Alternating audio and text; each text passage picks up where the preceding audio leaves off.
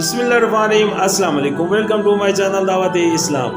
मैं हूं आपका दोस्त शफकत अली ऑफिशियल।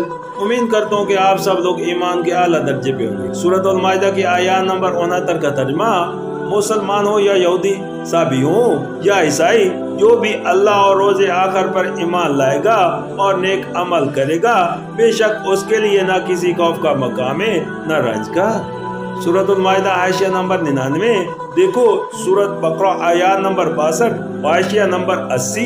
सूरत अल माइदा की आयत नंबर 70 का तर्जुमा, हमने बनी इसराइल से पुख्ता अहद लिया और उनकी तरफ बहुत से रसूल भेजे, मगर जब कभी उनके पास कोई रसूल उनकी ख्वाहिशात नफ्स के खिलाफ कुछ लेकर आया तो किसी को उन्होंने जुटलाया और किसी को कत्ल कर दिया।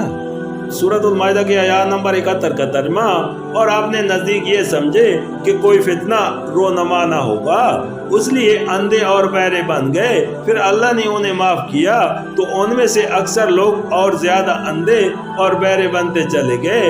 अल्लाह उनकी ये सब हरकत देखता रहा है।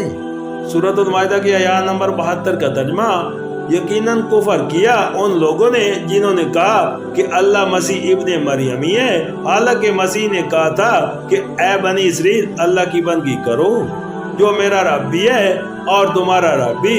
जिसने अल्लाह के साथ किसी को शरीक ठहराया उस पर अल्लाह ने जन्नत हराम कर दी और उसका ठिकाना जहन्नम है, और ऐसे जालिमों का कोई मददगार नहीं।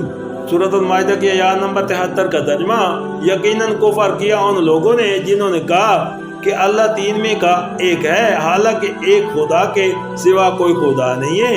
अगर ये लोग अपनी उन बातों से बाज ना आए तो उनमें से जिसने कुफर किया है उसको दर्दनाक सजा दी जाएगी।